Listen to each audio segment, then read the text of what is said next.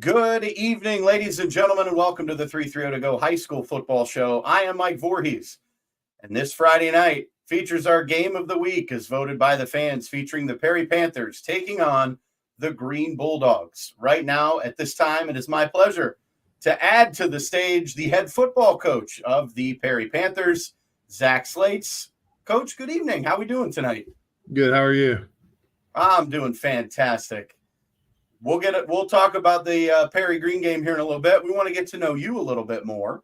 For those that don't know, Coach, you've been at Perry High School now. This is your fourth season. What is it about coaching that you love?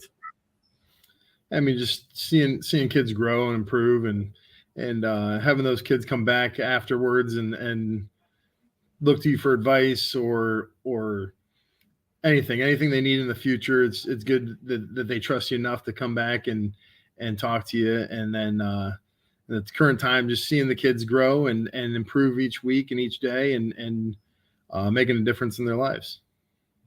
Well, it obviously helps to have a little bit of legendary status on your coaching staff. And the reason I say that is your defensive coordinator is a name very familiar to those in the Massillon, Canton, Perry area. It is legendary Perry football head coach Keith Wakefield, who retired in 2020. He is now your defensive coordinator. The stadium is named after him, and he's a legend. Having someone with his knowledge and being able to assist you as a coach, what has that meant for you this year? Yeah, I mean, I've been with him for 14 years. I mean, going back to St. V's when I was just a 20-year-old kid and just getting into coaching. And I mean, he's been a mentor and a friend and a confidant for me for my better part of my life. I mean, I played for him and coached for him, and now he's coaching with me. And it's great to just have him around and be able to bounce ideas off of him and get advice and just anything I need. He's always going to be there for me. That's fantastic. I love it. Coach, we know that, for those that don't know, Perry loves to run a wing T formation style offense. What makes that formation so successful when you guys do it correctly? Yeah, I mean, some of the misdirection and we give the ball to everybody. So it's not like we just have one guy that we're giving it to.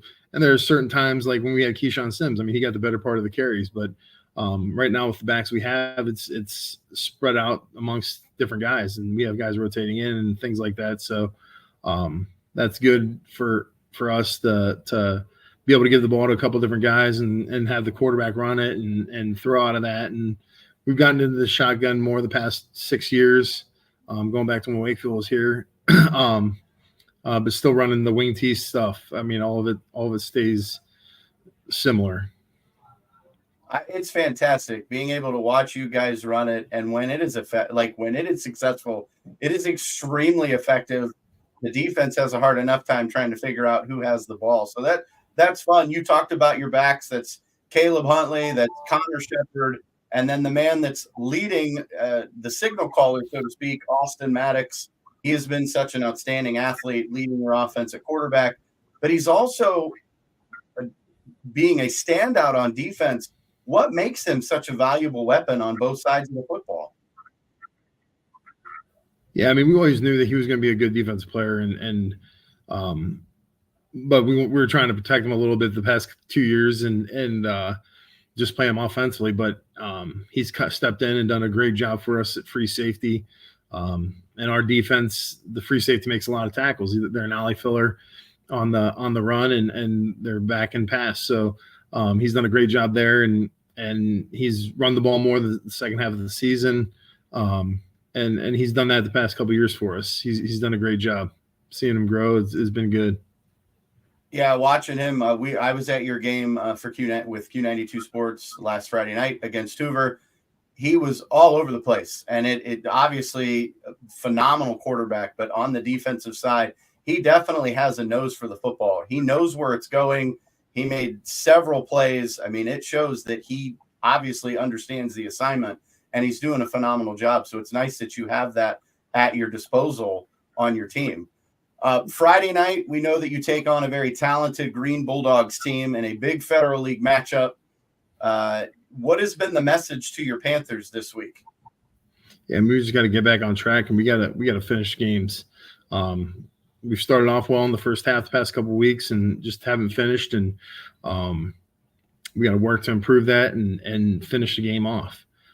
Can't play just 24 minutes. Can't play good football for 24 minutes and expect to win a game. So we just have really harped on finishing and going play by play and not letting a bad play haunt us for the next 5 or 6 or whatever. So just moving on to the next one and playing one play at a time has been our main focus and message we've sent to the kids this week. So, Coach, for the defensive side of the ball, we know Tyson Hunka loves to throw the ball, but he can run as well. They have Antonio Martin. They have Anthony McMichael. They have Evan Reed. What are you telling your defense to try to limit their big playability? As we know, Green loves to spread the ball out, but they've also tried to run the ball a little bit more in the last couple of years. What's been the message to your defense just to limit that big play? Yeah, I mean, we just got to be gap sound. I mean, they got good players all over the place on offense, and the quarterback can run it and throw it, like you said. I mean, he's a really good player. He's probably the best quarterback we've seen, and not taking anything away from the other guys that we've seen this year, but he's a really good quarterback. And Martin, obviously, the playmaker. All those guys, they just have guys all over the place, and they do that well, and they've done it for years, and they know how to execute that type of offense. So. Just keep them in front of us and get them on the ground. Yards after catch can't have any and stop the run. Well, obviously, Coach, as the playoffs near, this is week 9. I cannot believe we're already in week 9. The season is flying by. So you have this week, and then you have week 10.